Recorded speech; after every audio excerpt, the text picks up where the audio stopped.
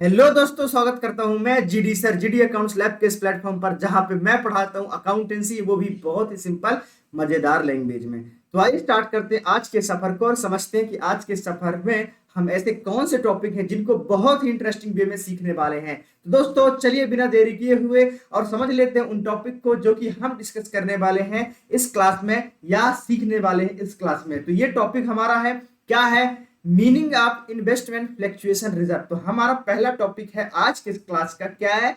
Meaning of investment fluctuation reserve. And दूसरा है उसके न्यूमेरिकल। तो ये मतलब टॉपिक तो एक ही है, क्योंकि भाई ये बड़े टॉपिक है और एग्जाम में आते हैं, और साथ ही साथ ये जो है बहुत इंपॉर्टेंट टॉपिक है, एमसीक्यूज क्वेश्चन में भी बन सकता है। तो याद रखना, भूलना नहीं है, अच्छे से समझ लेना कि क्या होता है। अभी तक हमने क्या क्या डिस्कस कर चुके हैं इस क्लास में या इस चैप्टर में। तो इस चैप्टर में हमने डिस्कस कर लिया है क्या, प्रीवियस ही चैप्टर में, प्रीवियस क्लास की बात कर रहा हूँ, चैप्टर की नहीं, प्रीवियस क्लास की बात कर रहा हूँ। प्रीवियस क्लास में हमने डिस्कस करा था वर्कमैन कंपनसेशन रिजर्व के बारे में, जिसमें हमने सारे के सारे केस डिस्कस कर लिया है। और अगर आपने उस वीडियो को देखा नहीं है तो जाइए मेरे जीडी लैब प्लेटफॉर्म में, आपको सीक्वेंस में एक इसका प्लेलिस्ट ही मिल जाएगा, और प्लेलिस्ट से सारे के सारे वीडियो को वन बाय वन देख लीजिए और अपने कॉन्सेप्ट को कर लीजिए मजबूत, सो दैट कि आपके माइंड में कोई भी डाउट ना रहे कि सर अभी तक तो बढ़िया था, जो भी था यहाँ से पढ़ा रहा हूँ, मैं सीख रहा हूँ, लेकिन मुझे जो पढ़ चुके हैं वो कहाँ से पता चलेगा। तो भाई साहब टेंशन लेने की बात नहीं है, फिकर नॉट, क्योंकि I am there, no need to fear, only follow me. तो फॉलो करो और जाइए वीडियो को देखकर आइए और कर लीजिए अपने कॉन्सेप्ट को मजबूत, क्योंकि मैं इतना शानदार तरीके से कॉन्सेप्ट सिखाता हूं कि आपको मजे ही मजे में सीख जाएंगे, याद हो जाएगा, रखने की कोई जरूरत नहीं है। बार बार मैं उस चीज को रिपीट कर रहा हूं सो दैट कि आपके माइंड में सेट हो जाए, याद करा दूं, राइट। तो चलिए बिना देरी किए हुए समझते हैं इन्वेस्टमेंट फ्लक्चुएशन रिजर्व का मतलब क्या होता है। दोस्तों समझते हैं यहीं पे कि जब क्या होता है, हम लोग मतलब हम लोग की बात कर रहा हूं, मतलब बिजनेस की बात कर रहा हूं। मैं क्या हूं? बिजनेस एंटिटी हूं। मैं क्या हूं?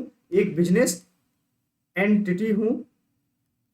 और बिजनेस एंटिटी हूं ना, तो भाई बिजनेस करूंगा, ऑफ कोर्स बिजनेस कर रहा हूं। तो बिजनेस करने के साथ साथ मेरा एम है पैसा कमाना। क्या है? पैसा कमाना। जब पैसे कमाना एम है ना, तो मैं क्या करता हूं, कुछ पैसा को क्या करता हूं, इन्वेस्टमेंट में, एज अ इन्वेस्टमेंट कहीं ना कहीं पैसा लगा देता हूं। या तो शेयर बाजार हो सकता है, शेयर मार्केट हो सकता है, स्टॉक हो सकता है, म्यूचुअल फंड हो सकता है ना। शेयर मार्केट हो सकता है, इसके बाद म्यूचुअल फंड हो सकता है, साथ ही साथ एसआईपी हो सकता है, ठीक है, एसआईपी हो सकता है, सिस्टमेटिक इन्वेस्टमेंट प्लान, ठीक है। तो अलग अलग जगह में पैसे लगा सकता हूं। अब जब अलग अलग जगह पैसे लगा सकता हूं, तो क्या गारंटी है कि यहां से मुझे बेनिफिट ही मिलेगा? क्या ये गारंटी आप बोल सकते हो कि नहीं, आपको जितना लगाया उससे ज्यादा ही मिलेगा, फायदा ही मिलेगा? भाई मेरा सोच तो यही था कि मुझे फायदा मिले, मेरा सोच तो यही था कि मुझे फायदा मिले, लेकिन क्या एक गारंटी दे सकता है कोई कि भाई मैं अगर शेयर मार्केट में पैसा लगा रहा हूं तो मुझे फायदा ही मिलेगा? इसकी गारंटी है कि क्या कोई गारंटी दे सकता है? नहीं दे सकता। जब कोई गारंटी नहीं दे सकता, मेरे माइंड में साइड बाय साइड चल रही है कि ऐसा हो सकता है कि भाई मैं तो फायदा के लिए ही लगा रहा हूं, लेकिन ऐसा हो सकता है कि सम टाइम जितना पैसा लगाया हो सकता है मुझे उतना ही भी ना मिले। तो ये जो अप्स एंड डाउन होते हैं ना हमारे इन्वेस्टमेंट में, मैं क्या बोल रहा हूं, जो भी हमारे इन्वेस्टमेंट में ये जो अप्स एंड डाउन होते हैं, अप्स एंड डाउन जो होते हैं ना, मतलब उतार चढ़ाव होता है, ऐसे बोल सकते हैं। इन्वेस्टमेंट में क्या होता है? उतार चढ़ाव होता है। कि लेट सपोज मैंने पहले 60,000 पैसे लगाए, इन्वेस्टमेंट करा था, कितना? 60,000 इन्वेस्टमेंट करा था। अब वो अचानक 50,000 का हो गया। तो ये जो 50,000 का मतलब हो गया, इसका मतलब 10,000 का नुकसान हो गया। अभी 10,000 के नुकसान की भरपाई मुझे कहां से करना पड़ेगा? कहां से करना पड़ेगा? ये 10,000 के नुकसान की भरपाई मुझे करना पड़ेगा इससे, इन्वेस्टमेंट फ्लक्चुएशन रिजर्व से। इन्वेस्टमेंट फ्लक्चुएशन रिजर्व से। तो याद रखना दोस्तों, कहां से भरपाई करेंगे? इन्वेस्टमेंट फ्लक्चुएशन रिजर्व से। बहुत आसान टॉपिक है, वरी नॉट, क्योंकि मैं हूं ना, आपको माइंड में सेट करा के जाऊंगा, गारंटी है मेरा।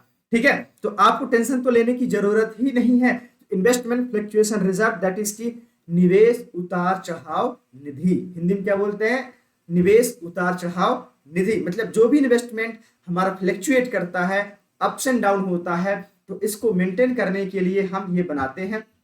अब हम बात कर रहे हैं हम यहाँ पे किसकी, जब पीएसआर में चेंज होता है, क्या होता है, change in PSR, change in profit sharing ratio, change in PSR. जब चेंज इन पीएसआर होता है ना, तो याद रखना इस केस में कि भाई साहब इन्होंने ये जो 60,000 लगाया था, क्या लगाया था, ये 60,000 लोग जो लगाया था, या मैं बोल सकता हूँ रिजर्व जो बनाया था, ये आईएफआर मतलब इन्वेस्टमेंट फ्लक्चुएशन रिजर्व जो बनाया था, आईएफआर 60,000।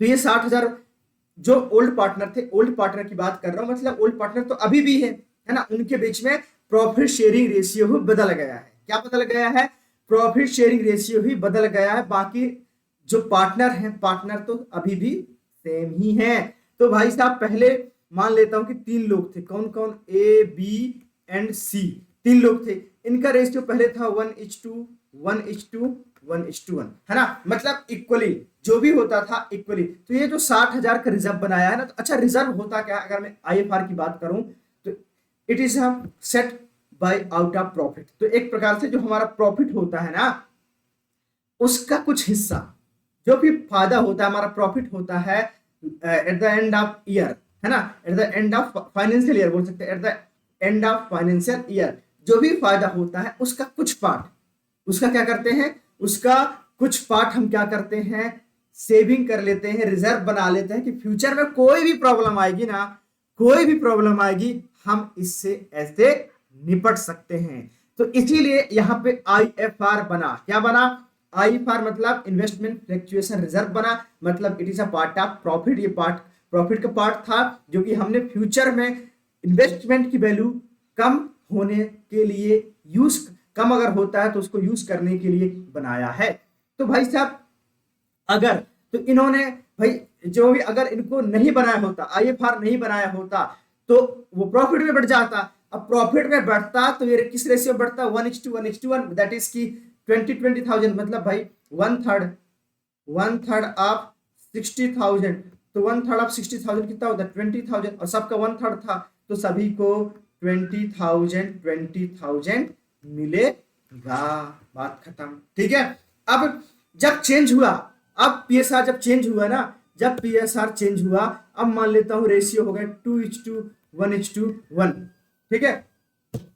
जब रेशियो हो गया ए बी एंड सी का 1:1, तब भाई 60,000 को अगर मैं बांटू तो एक आ जाएगा 2/4 में 4, 2/4 मतलब 15 into 2 दैट इज 30,000।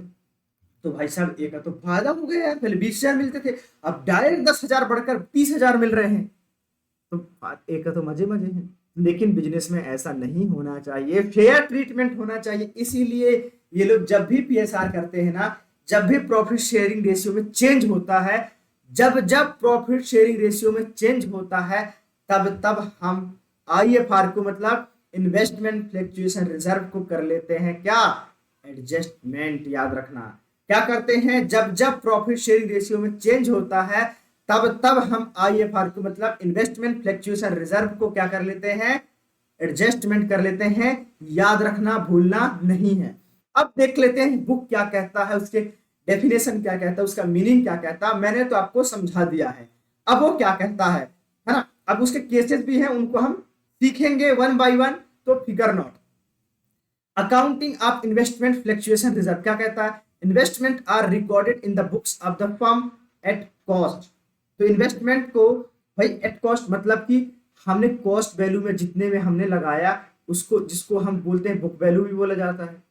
क्या बोला जाता है, बुक वैल्यू भी बोलते हैं। तो बुक वैल्यू जितनी भी रही है, ठीक है। इसके बाद इट्स मार्केट वैल्यू में भी लेस और more than it's book value. मैंने वही बोला कि हो सकता है जितना हमने पैसा लगाया है, मैंने क्या बोला, हो सकता है कि जितना पैसा मैंने लगाया है, दैट इज की मैं मान लेता हूं 60,000 लगाया है। कितना लगाया है, जो 60,000 लगाया है, उस 60,000 में ऐसा हो सकता है कि ये 60,000 से बढ़कर 90,000 हो जाए लगाया हुआ है, या ऐसा भी हो सकता है कि 50,000 हो जाए। मतलब कहने का मतलब ये है, ये जो वैल्यू है या तो कम हो सकता है या ज्यादा हो सकता है, या तो कम हो सकता है या ज्यादा हो सकता है।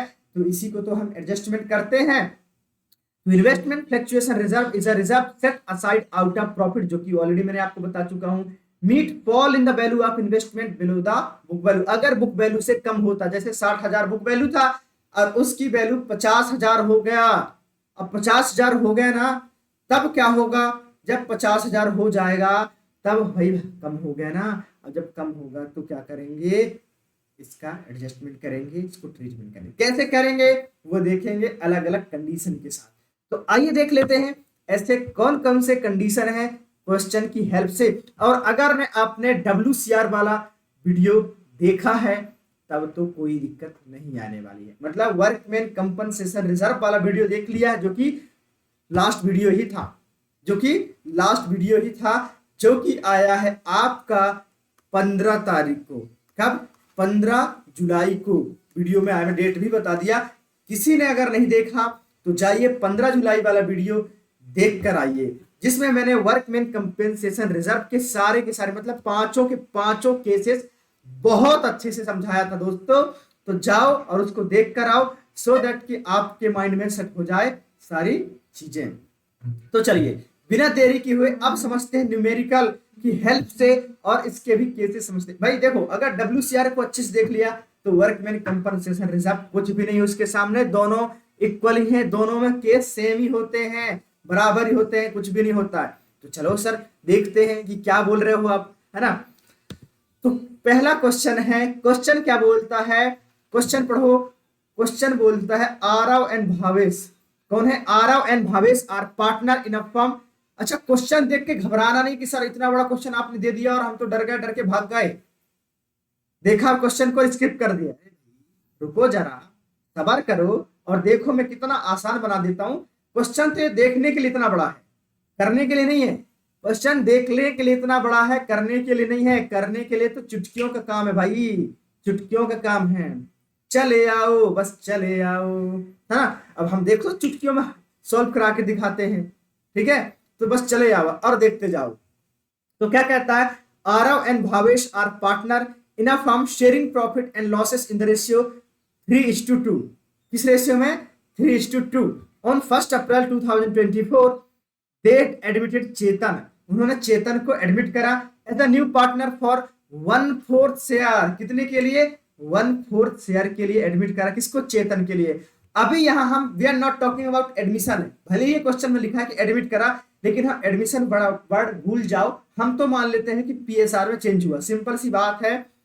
PSR में भाई कोई भी एडमिशन करेगा तब भी PSR में चेंज होगा, है ना। PSR में चेंज होगा ना, मतलब प्रॉफिट शेयरिंग रेशियो में चेंज होगा, लाभ साझाकरण अनुपात में बदलाव होगा कि नहीं होगा? बिल्कुल होगा। तो इन द प्रॉफिट चेतन ने लिया, Chetan acquire his share from Aarav. Chetan ने क्या करा? आरव से और भावेश से लिया इन द रेशियो ऑफ 2:1। मतलब जो भी उसने ले रहा है, चेतन जो आया ना, चेतन जो भी आ रहा, जितना भी आ रहा, जितने भी प्रॉफिट शेयरिंग के लिए आ रहा है, वो दो जो ऑलरेडी एग्जिस्टिंग पार्टनर उनसे ले रहा, कितना? 2:1 के रेशियो में। On the date of admission the balance sheet showed the balance, है ना। इससे हमको कोई मतलब नहीं दोस्तों, अभी फिलहाल में हम देखते हैं इन्वेस्टमेंट। इससे मतलब है एट कॉस्ट का मतलब होता है बुक वैल्यू। ये क्या है दोस्तों? ये है बुक वैल्यू। ये क्या है? Book value. तो बुक वैल्यू कितनी है? 5 लाख है। इन्वेस्टमेंट फ्लक्चुएशन रिजर्व कितना है? 60,000 है। तो IFR कितना है? IFR है 60,000। तो मैंने क्या बोला कि यहां पे इन्वेस्टमेंट का मैं लिख देता हूं, इन्वेस्टमेंट का बुक वैल्यू कितना है? इन्वेस्टमेंट का बुक वैल्यू है 5 लाख। और हम IFR की बात करें, मतलब इन्वेस्टमेंट फ्लक्चुएशन रिजर्व की बात करें, तो कितना है? 60,000। बस आगे देखते हैं क्या लिखा है।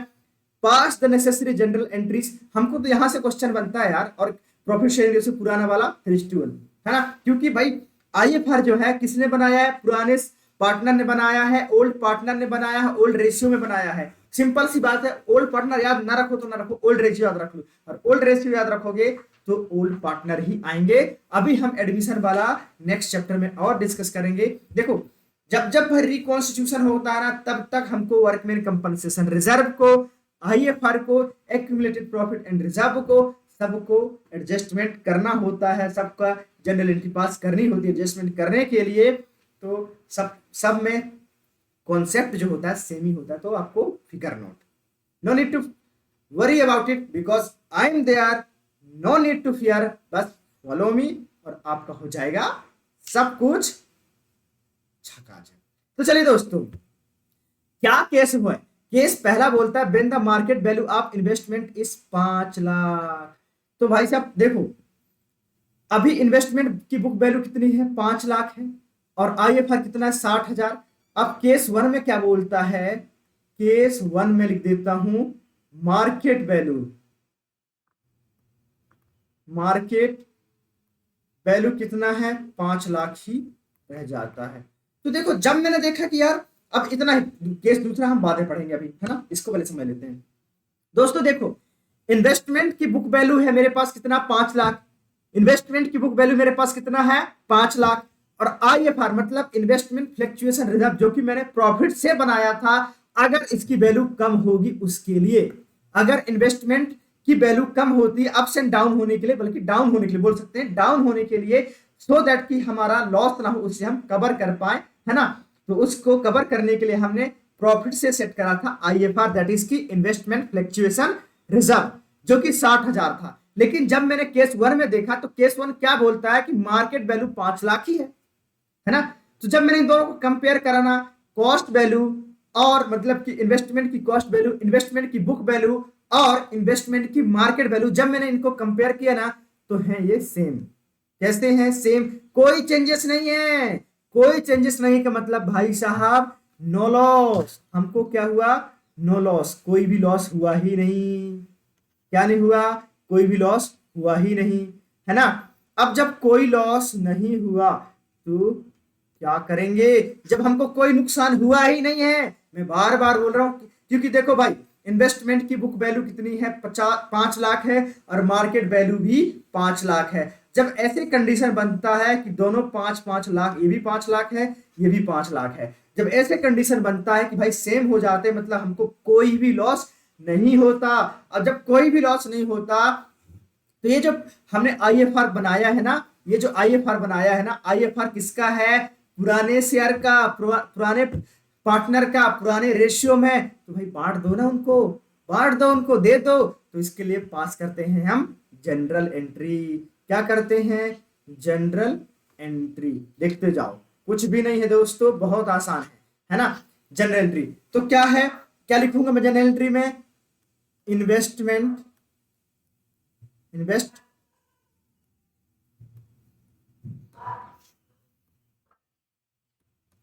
फ्लक्चुएशन, यहां पे आएगा फ्लक्चुएशन रिजर्व अकाउंट डेबिट। क्या लिखेंगे, investment fluctuation reserve account debit. To किसके पास जाएगा, कौन कौन लोग हैं भाई देख लो, उनके बंधु आरव और भावेश। तो आरव के पास जाएगा, टू आरव, आरव के कैपिटल अकाउंट में जाएगा, कहां, आरव के कैपिटल अकाउंट में। और किसके पास जाएगा, टू भावेश के कैपिटल अकाउंट में जाएगा, टू भावेश कैपिटल, अच्छा आरव और ये भावेश, है ना।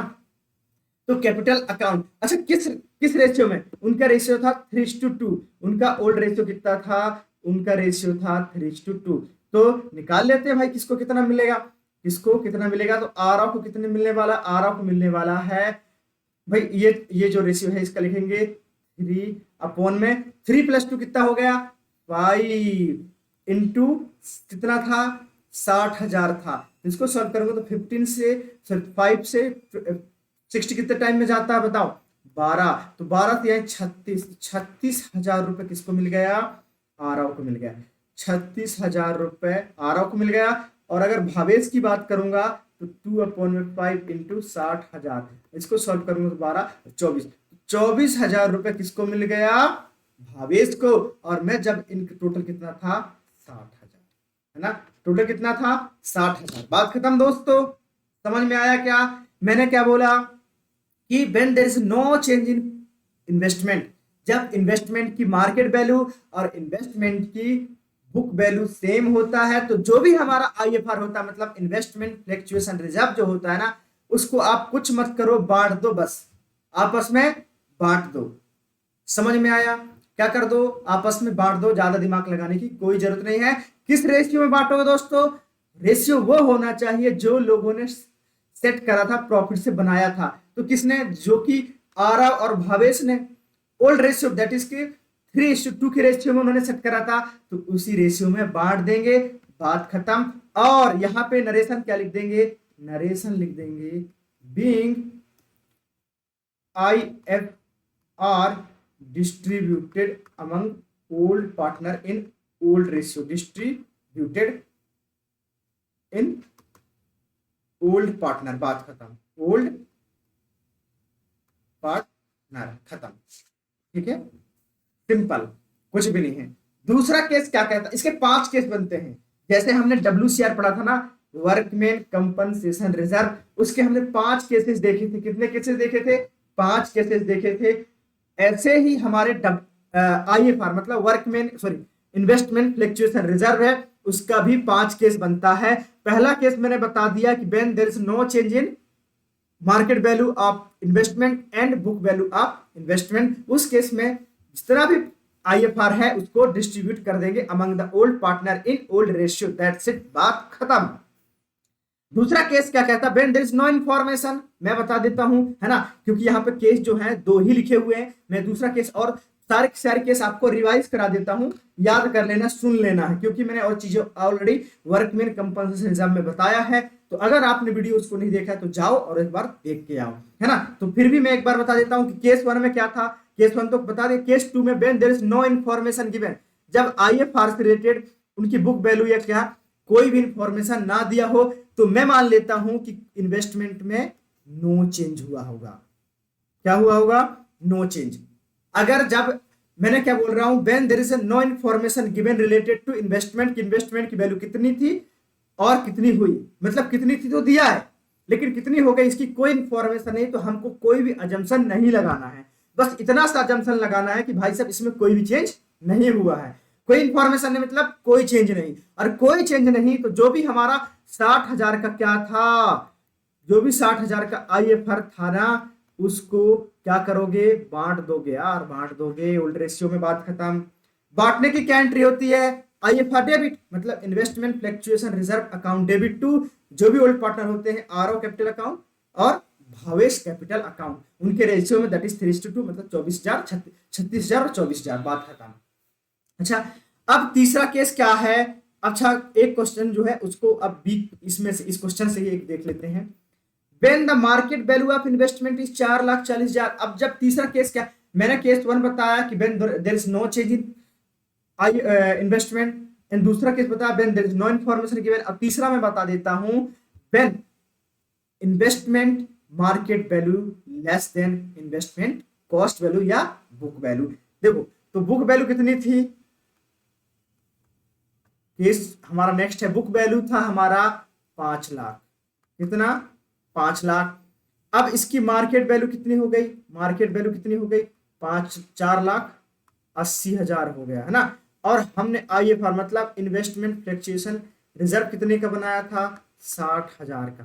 ठीक है दोस्तों, समझ में आया कि बुक वैल्यू है 5 लाख, मार्केट वैल्यू है 4,80,000, IFR है 60,000। तो ये जो वैल्यू कम हुई है ना, इसी के लिए तो हम IFR सेट करते हैं। ये जो वैल्यू कम हुई है कितने से, 20,000 से जो वैल्यू कम हुई है, इसी वैल्यू को सेट करने, इसी को मीट करने के लिए तो हमने बनाया है IFR। तो मैंने देखा 20,000 और 60,000, तो मेरे पास 60,000 था, है ना। अच्छा, इनका डिफरेंस आया 20,000, मार्केट वैल्यू मतलब बोल सकता हूं book value, market value greater है market value minus book value, कितना है 20,000। ये जो 20,000 है ना, 20,000 हम किससे ले लेंगे, IFR से ले लेंगे, इन्वेस्टमेंट फ्लक्चुएशन रिजर्व से ले लेंगे। तो भाई मेरे पास 60,000 था, इन्वेस्टमेंट फ्लक्चुएशन रिजर्व कितना था 60,000। अब मैंने 20,000 इसको इसको दे दिया, मतलब इन्वेस्टमेंट को दे दिया, इसको दे दिया, इन्वेस्टमेंट को दे दिया, तो मेरे पास बचा 40,000। अब ये 40,000 जो बचा ना, 40,000 को बांट दोगे प्रॉफिट पार्टनर में, बात खत्म। ठीक है, तो आइए बांट लेते हैं। यहाँ पे जनरल एंट्री का फॉर्मेट दिया है, अब जनरल एंट्री बांट देते हैं। कैसे बटेगा, कैसे बटेगा जनरल एंट्री का? डेट में हम, अगर डेट नहीं दिया जनरल एंट्री में, अगर कॉलम हमारे कितने होते हैं 5 होते हैं, अगर डेट का कॉलम नहीं है, मतलब डेट की इंफॉर्मेशन नहीं है, तो आपको सिंपल सीरियल नंबर लिख लेना है, दैट इज मैंने लिख लिया 1। तो क्या करेंगे, इसको बांट लेंगे। तो बांटने की एंट्री होता है इन्वेस्टमेंट, कहां कहां जाएगा, investment fluctuation reserve,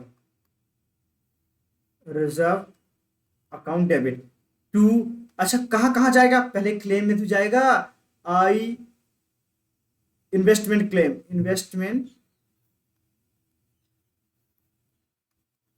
claim, investment claim में, और जो बचा वो किस में चला जाएगा, आरओ में, आरओ कैपिटल और भावेश कैपिटल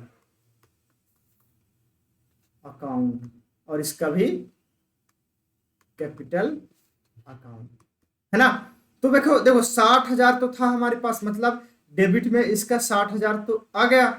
अब क्लेम में कितना गया, क्लेम में गया था 20,000, बचा कितना, 60 में से अगर 20 चला गया तो कितना बचा, 40,000, है ना। बचा कितना, 40,000। अब इस 40,000 को हम भावेश में और सॉरी आरओ में और भावेश में बांट देंगे 3:2 के रेशियो में। तो पहले आरओ को दे देते हैं 40,000 का, किसका, 40,000 का 3/5, तो 5 से 8 टाइम 8 3 24, तो आरओ को मिल गया भाई 24,000 रुपए, और जो बचा भावेश को 16,000। कैसे आया भावेश के लिए, 40,000 का 2/5, 5 8 जा और 8 2 जा 16, ठीक है। तो ये हो गया 16,000, मतलब 16,000 रुपए किसको मिल गया। ठीक है, अब हम बात करें नरेशन की, तो नरेशन में क्या लिख देंगे, नरेशन में हम लिख देंगे इन्वेस्टमेंट IFR डिस्ट्रीब्यूटेड या एडजस्टेड। ये एडजस्टेड ज्यादा अच्छा रहेगा, क्योंकि हमने उसमें भी तो इन्वेस्टमेंट में एडजस्ट करा है, तो क्या कर देंगे, एडजस्टेड। ठीक है, IFR एडजस्टेड,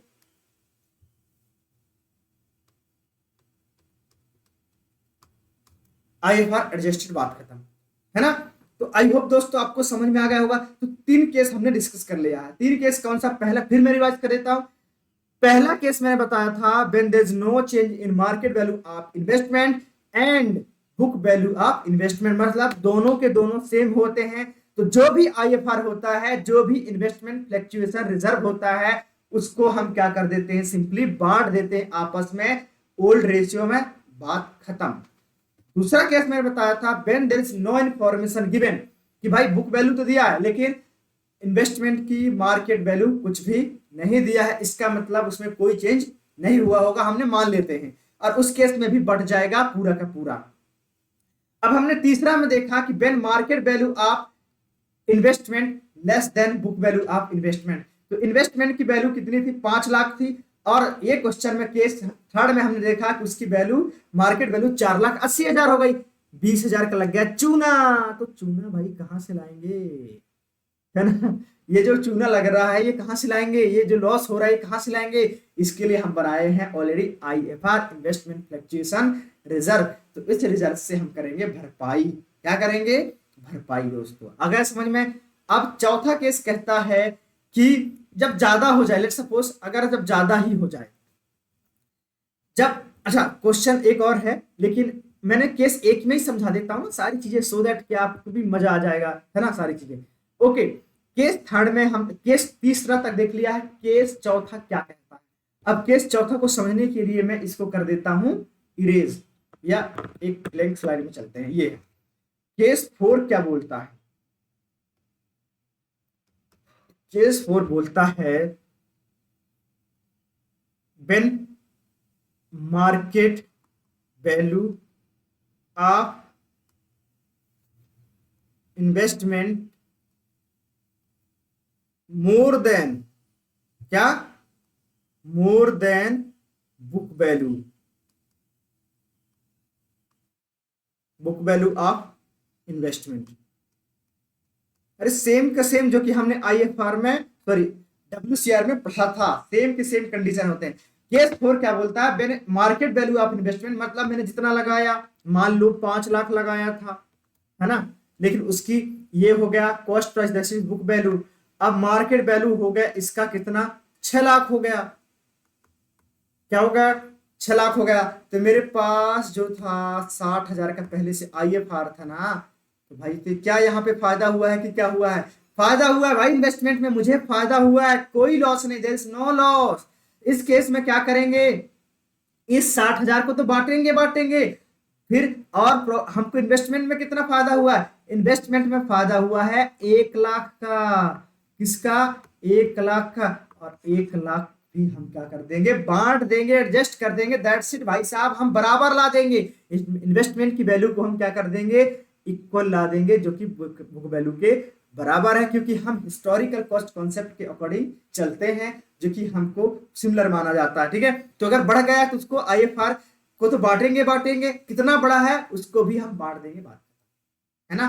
वैसे तो हम अभी आईएफआर की बात करें तो आईएफआर को बांट देंगे किसके, इसमें हमको there is no profit, sorry no loss, इसमें हमको कोई भी लॉस नहीं है, तो हम क्या कर देंगे, बांट देंगे, ठीक है।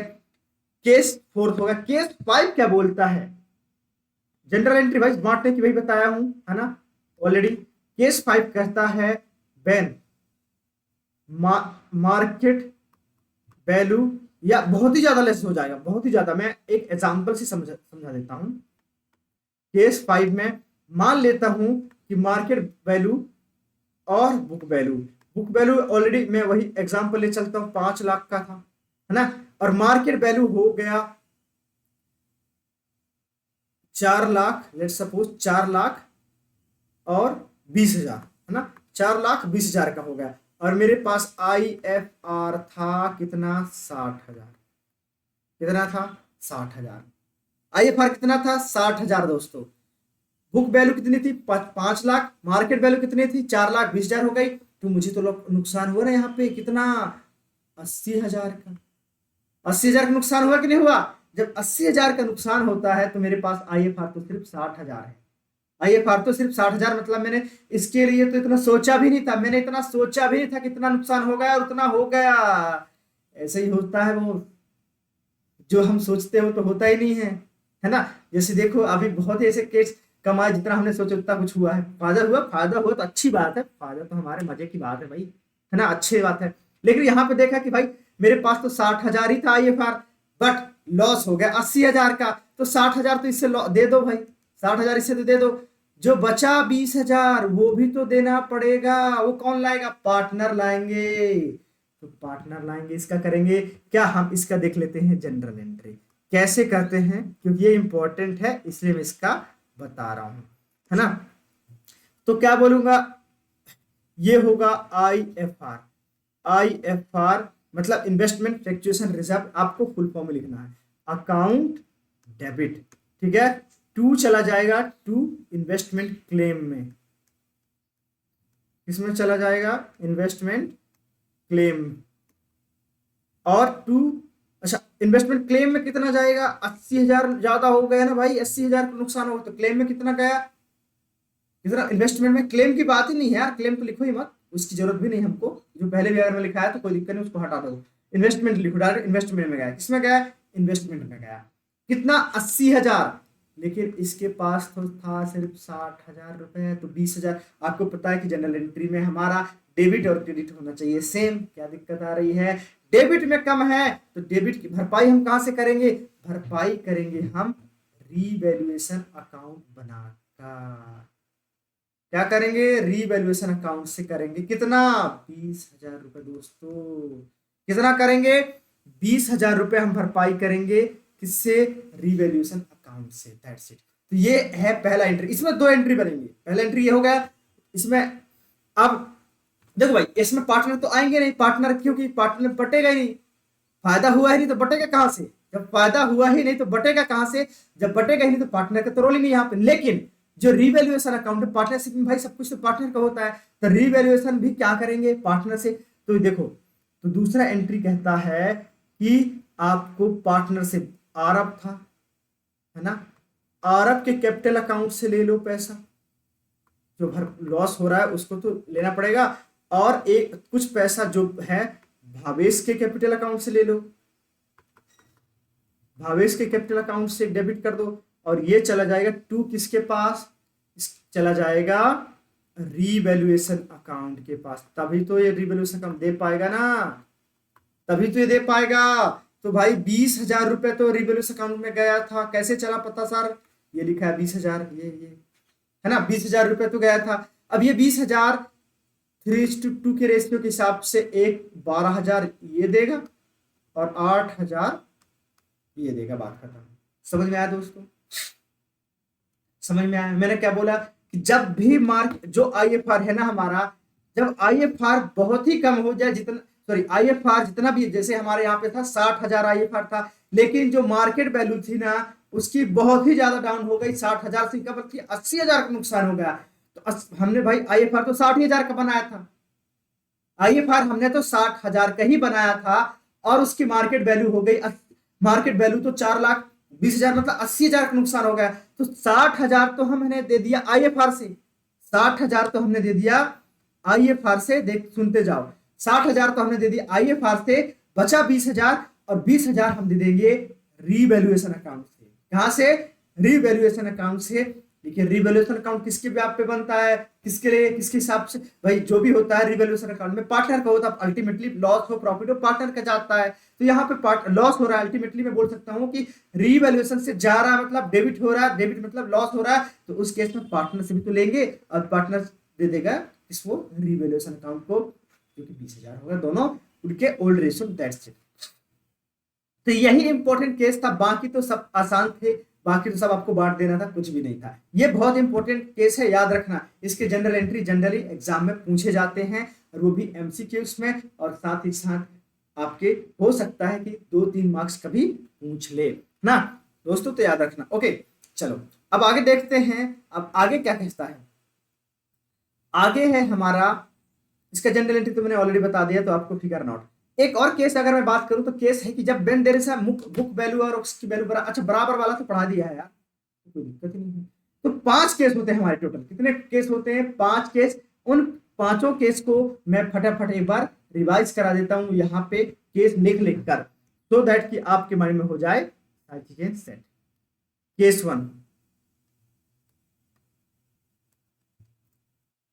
मैं सीक्वेंस में लिख सकता हूं, या सीक्वेंस से बाहर भी व्हेन नो इन्फॉर्मेशन।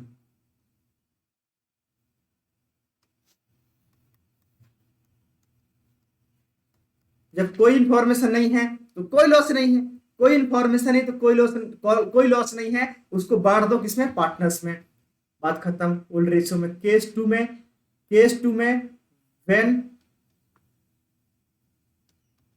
आईएफआर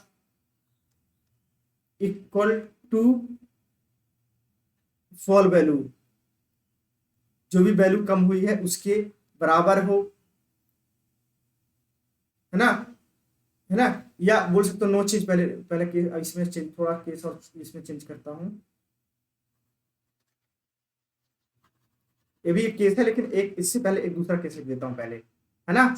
दूसरा केस क्या है? इसका है when no change in cost value या book value and market value. जब मार्केट वैल्यू और कॉस्ट वैल्यू में या बुक वैल्यू में कोई चेंज ना हो, तब भी हम क्या कर देंगे? बांट देंगे, है ना, ओल्ड पार्टनर में, ओल्ड रेशियो में। केस 3 क्या कहता है? केस 3 कहता है when IFR equal to fall value. जब आईएफआर की वैल्यू, जितनी वैल्यू कम हुई है उसके बराबर होगा, तब हमको क्या करना? डायरेक्ट पार्टनर में नहीं बटेगा, तब पार्टनर में नहीं बटेगा, बल्कि क्या हो जाएगा? डायरेक्ट इन्वेस्टमेंट में चला जाएगा कि IFR debit to investment, that's इतना ही एंट्री बनेगा, IFR debit to investment. Case 4 क्या बोलता है? केस 4 बोलता है when market value is greater than book value of investment. जब मार्केट वैल्यू बुक वैल्यू से ज्यादा हो तो फायदा हो गया, भाई मेरे पास जितने का लिया था उससे ज्यादा मिल रहा है, इसका मतलब मुझे क्या होगा, फायदा मिल गया। और जब फायदा मिल गया तो जो आईएफआर है वो तो डिस्ट्रीब्यूट होगा ही होगा, वो तो डिस्ट्रीब्यूट होगा ही होगा। साथ ही साथ जो इन्वेस्टमेंट जितना ज्यादा हुआ है ना उसको हम हिस्टोरिकल कॉस्ट कॉन्सेप्ट के हिसाब से अगर इक्वल रखना चाहते हैं तब भी हमको जो ज्यादा जितना ज्यादा हुआ वो भी हम पार्टनर में डिस्ट्रीब्यूट कर देंगे रिवैल्यूएशन अकाउंट्स के थ्रू, ठीक है। मतलब बांट देंगे, रिवैल्यूएशन अकाउंट में चला जाएगा, सिंपल रिवैल्यूएशन अकाउंट में चला जाएगा और रिवैल्यूएशन अकाउंट से हम पार्टनर में ही जाता है अल्टीमेटली, ठीक है दोस्तों। और केस 5 कहता है, केस 5 कहता है कि when book value is less than, या आईएफआर की बात करो, आईएफआर लेस देन, है ना। ये 5 केस आपने सीख लिया तो आपका हो गया काम, ओके, इसकी कोई दिक्कत नहीं। When IFR less than for value, जितना गिरा कम, जितना कम हुआ ना उससे भी कम है आईएफआर भाई, तब तो और नुकसान होगा। जितना हमने सोच के रखा था, जितना हमने बना के रखा था और नुकसान हो गया, तब क्या करेंगे, तब रिवैल्यूएशन अकाउंट से ले लेंगे और या पार्टनर से ले लेंगे, याद रखना है। तो दोस्तों आई होप आपको ये सारी की सारी केसेस, पांचों के पांचों केसेस बहुत अच्छे समझ में आ गया होगा।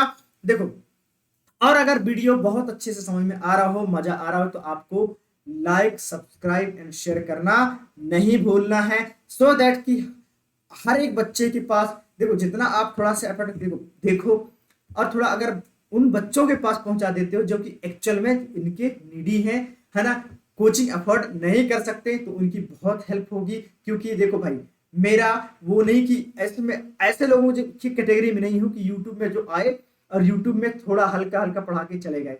मैं उतना ही डिटेल में पढ़ा रहा हूँ आप लोगों को, यूट्यूब में उतना ही डिटेल में दे रहा हूँ जितना मैं क्लास में देता हूँ, अपनी कोचिंग क्लास में जितना देता हूँ उतना ही मैं आपको यूट्यूब में भी डिटेल में दे रहा हूँ। तो आपको फिक्र करने की कोई जरूरत नहीं। ऐसा नहीं कि सर मैं यूट्यूब में नहीं जा रहा हूँ, इसमें ले रहा हूँ यूट्यूब के तो मुझे कम पढ़ने को मिल रहा है, ऐसा कुछ भी नहीं है। मैं उतना ही डिटेल दे रहा हूँ और बहुत अच्छे से मजे के साथ। तो दोस्तों टेंशन नहीं लेना है, ये मोर देन सफिशिएंट है, जितना मैं पढ़ा रहा हूँ ये मोर देन सफिशिएंट है आपके एमपी बोर्ड क्लास के लिए, ठीक है दोस्तों, या हर एक अकाउंटेंसी के लिए बोल दो मोर देन सफिशिएंट है। सभी में कॉन्सेप्ट सेम ही रहता है, तो आपको टेंशन लेने की कोई जरूरत नहीं है।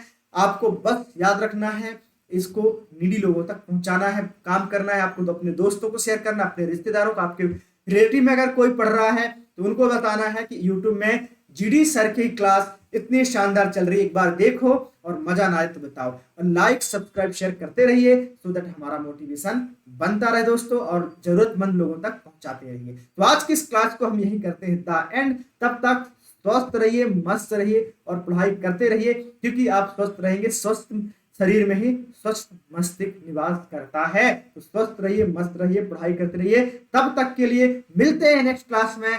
Thank you, bye bye.